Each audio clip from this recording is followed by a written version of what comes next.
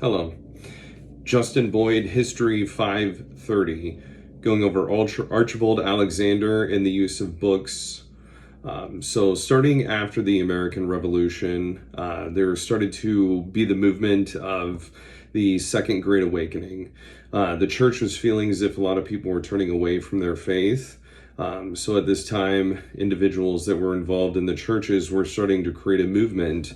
And then they realized that their sermons can only go so far.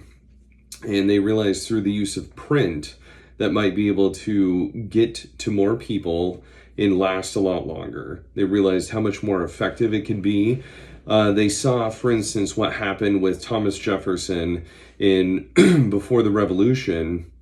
He sent out his pamphlets to individuals in Philadelphia, New York, London, to show the rights of what the British American citizens had.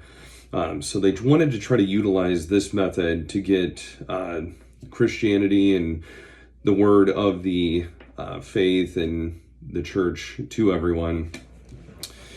So what he realized was that he needed to go out and see how everyone was within society. He noticed that there were a lot of people in areas that were away from cities that either couldn't read, or if they could read, didn't know the Bible that well. So there was the American Bible Society that started, and by, I think it was 1831, printed over 1 million Bibles or something like that.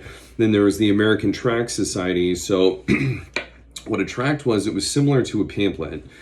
So instead of having the Bible, it would just say certain quotes from Bible scriptures that it would send off to people that way. So therefore, if they either couldn't afford a Bible or couldn't have the ability to read an entire Bible, they could get the main points off of this little tract or pamphlet.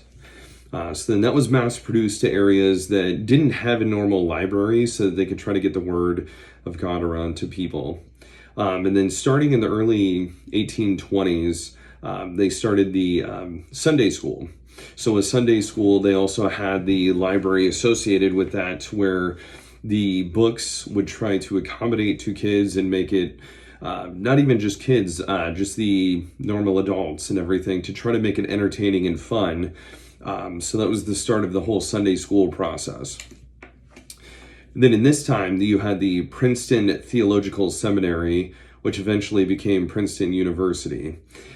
So it started out very small. And a lot of these, actually all of these Ivy League schools started out as religious colleges, and eventually turned to what they are today. So with that use of print, what he wanted to do was have the Bible and theology the center of pretty much everything associated with what was going on at a university. So they just wanted to have the largest library there with about everything that they could. They wanted to have 100,000 books. So just so that they could cover all information needed.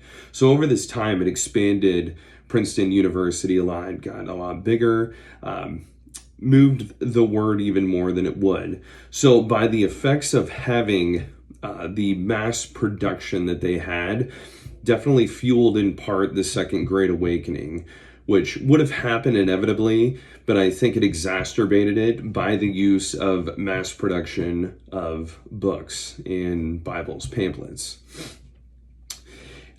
So what ended up happening was it kind of evolved into creating the modern type of graduate school that you would see today in a way. Primarily before this point, it was just all universities were primarily just seminaries.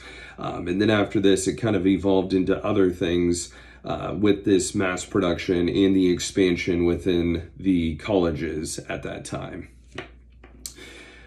And another thing is that he also wanted to pass the word on of religion and God, because he felt like it would create a better and just society. You would connect way better with your fellow man and citizen if you all were on the same page, understood the same thing, and wanted to be virtuous. Unfortunately, it seems like that is not what's going on right now in the world with a lot of things. So hopefully we have had 4 great awakenings. Hopefully there will be a 5th one coming soon, so that we can get that word across to everyone else.